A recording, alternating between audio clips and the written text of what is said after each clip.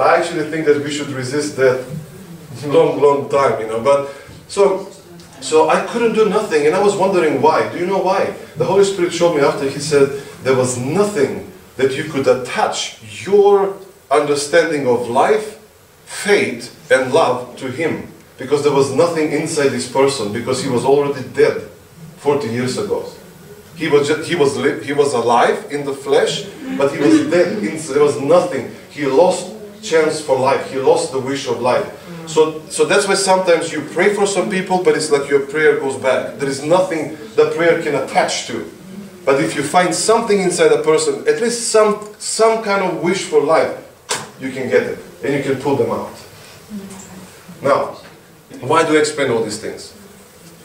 Many times we are afraid to do certain steps, to go against certain situations or certain diseases or certain people or certain activities in the Spirit, because we don't understand who we are. So when God says to Joshua, be courageous, do you know what is the most common thing what God says to people in the Old Testament and the New Testament? I rarely find that God says to someone, I love you. That's very rare, you find that.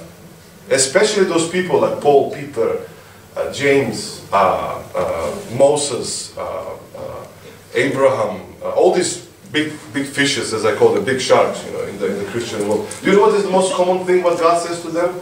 Don't be afraid.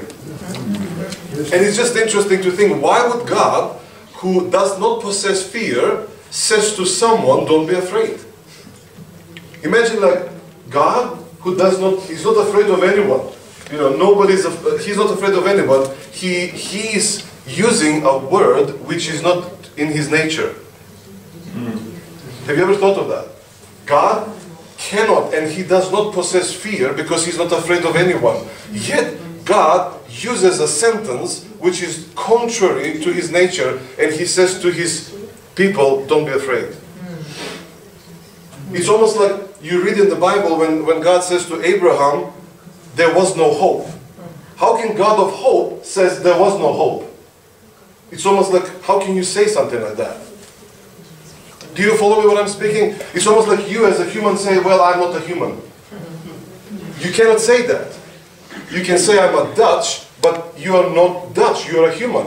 You can say you're Macedonian, well, you are Macedonian because of your surrounding, but you are a human. So God says to Abraham, there was no hope, it says in Hebrews. And to his people says, don't be afraid. Now, why would God choose to say that? Do you know why? Because he knows what we're dealing with. Because he comes to our level and he says, listen, I know that you're dealing with this, but that's why I gave you something that it can conquer that thing. That's why we want to read Romans 5:5. He says, when the Holy Spirit came, the love of God was poured out in our hearts. And it's interesting that if you want to fight fear, do you know with what do you fight fear? It's not with faith. Faith does not fight with fear. Theology does not fight with fear. What else? Money does not fight with fear. Churches does not fight with fear. It's the love of God which fights fear. It's the love who fights fear. I think it's 1 John 4:8. Can you find that? 1 John 4:8. It says, perfect love casts out all fears.